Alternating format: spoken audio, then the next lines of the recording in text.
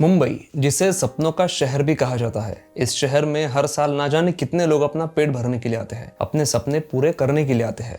ऐसे में यहाँ पर रहने वाले लोगों का सबसे पहला सपना होता है मुंबई में अपना खुद का घर खरीदना। लेकिन क्या होगा कि जब किसी का मुंबई में खुद का घर खरीदने का सपना ही उसकी मौत का कारण बन जाए।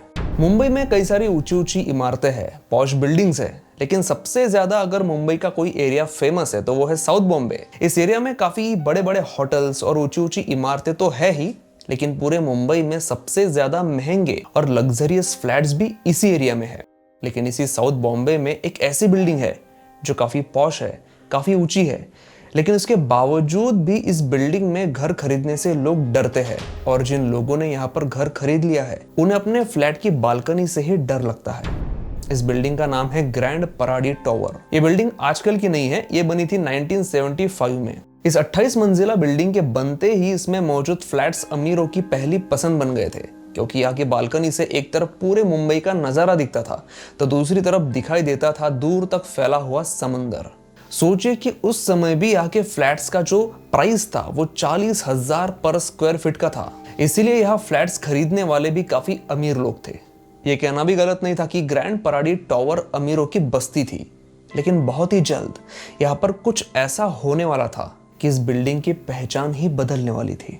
यहाँ की बी बिल्डिंग के 8वें फ्लोर पर 75 साल के वासुदेव दलाल अपनी फैमिली के साथ रहते थे। उनकी फैमिली में उनकी बीवी, उनके बेटे, उनकी बहू और उनकी पोती थी। 14 जून 1998 की सुबह हर रोज की तरह इस बिल्डिंग में रहने वाले लोगों का दिन शुरू हुआ। उतने में ग्राउंड फ्लोर पर कुछ जोर से गिरने का आवाज आया। लोग जमा हुए। जमीन पर सब तरफ खून बह रहा था और उस खून में लथपथ पड़े थे वासुदेव दलाल और उनकी पत्नी तारा दलाल।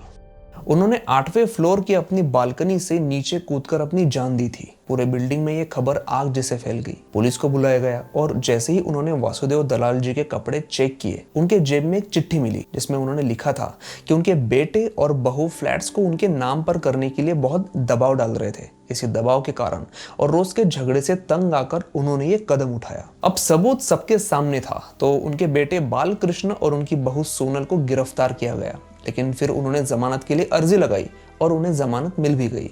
लेकिन वो पूरी तरह से बेगुनाह साबित नहीं हुए थे, इसीलिए कोर्ट में केस चलता रहा। ये केस 7 साल तक चला। तारीख पर तारीख पड़ती गई। बालकृष्ण और उनकी वाइफ सोनल कोर्ट के चक्कर काटते रहे और फिर आया वो दिन जब इस केस का फैसला आने वाला था।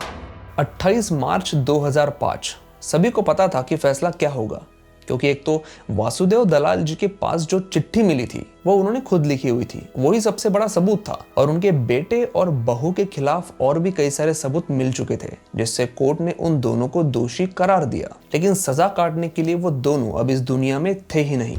उन दोनों ने अपनी 19 साल की बेटी के साथ उसी बालकनी से, मतलब अपने 8वीं मंजिल की बालकनी से कूदकर अपनी जान दे दी थी। फ्लैट भी वही था, बालकनी भी वही थी और नीचे कूदने का समय और तरीका भी वही था, एक दूसरे के हाथ पकड़कर। और जैसी चिट्ठी वासुदेव दलाल जी के पास मिली थी वैसी ही चिट्ठी बालकृष्ण की जेब से भी मिली, जिसमें उसने लिखा था कि जिंदगी से तंग आकर उसने ये फैसला लिया है। अब यहाँ पर एक सोचने वाली बात थी कि उन तीनों के पास अपनी जान लेने के और भी कई सारे ऑप्शंस थे, लेकिन फिर भी उन्होंने उसी बालकनी से कूदने का डिसीजन क्यों लिया, जिस बालकनी से 6 साल पहले उनके पिताजी और उनकी माँ उन्हीं की वजह से नीचे कूदे थे। इस सवाल का जवाब आज तक नहीं मिल पाया है। चलो ठीक है, एक बार ये मान भी लिया जाए कि ये सिर्फ एक कोइंसिडेंस था, लेकिन दलाल फैमिली के अलावा भी इस बिल्डिंग में रहने वाली कई फैमिलीज के साथ ऐसी कई घटनाएं हुई जिसने इस बिल्डिंग में रहने वाले लोगों के दिलों में डर बिठा दिया। 2006 में करिश्मा कडाकिया नाम की एक MBA स्टूडेंट ने एक बालकनी से नीचे कूदकर अपनी जान दी थी। लेकिन ये बालकनी ग्रैंड पराडी टावर की नहीं थी, बल्कि इसी टावर से कुछ मिनटों की दूरी पर मौजूद नवयुग सागर नाम की बिल्डिंग में थी। लेकिन इस घटना के तार भी उसी फेमस ग्रैंड पराडी टावर से जुड़े थे, क्योंकि करिश्मा इसी बिल्डिंग की रहने वाली थी। करिश्मा कडाकिया और इस नवयुग सागर बिल्डिंग में रहने वाले एक लड़के का अफेयर था, लेकिन करिश्मा के घर वाले इस रिश्ते के खिलाफ थे।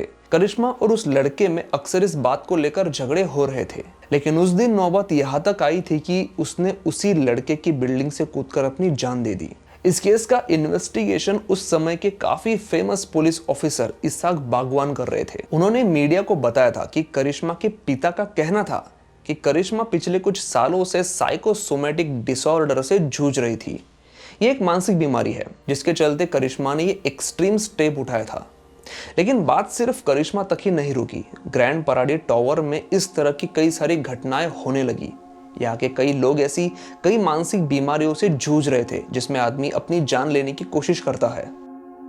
साल 2000 में मतलब वासुदेव दलाल जी की मौत के 2 साल बाद ही एक दिन सुबह के वक्त जैन सरनेम वाले एक आदमी ने भी अपनी फ्लैट की बालकनी से नीचे कूदकर अपनी जिंदगी खत्म कर ली थी।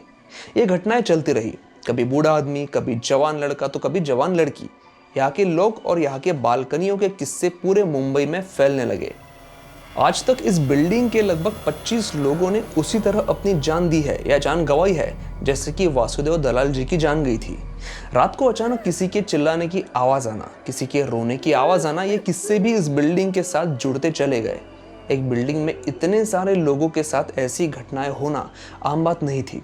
इसीलिए इस बिल्डिंग में कई सारे मेंटल हेल्थ कैंप चलाए गए, लोगों की काउंसलिंग की गई। इसके बाद यहाँ ऐसी घटनाओं में थोड़ी बहुत कमी आई, लेकिन फिर भी इस बिल्डिंग के उस 8वें मंजिल की बालकनी का खौफ मुंबई के लोगों में आज भी है। आज का एपिसोड कैसा लगा मुझे कमेंट करके जरूर बताइए। आपके पास कोई रियल लाइफ हॉरर एक्सपीरियंस हो तो हमारे साथ जरूर शेयर करें। मैंने नीचे मेल आईडी दी है, आप उस पर मुझे मेल कर सकते हैं। ये एपिसोड अगर पसंद आया हो तो प्लीज लाइक का बटन जरूर दबाएं। मैं हूं सुमित और मैं मिलता हूं आपसे अगले एपिसोड में।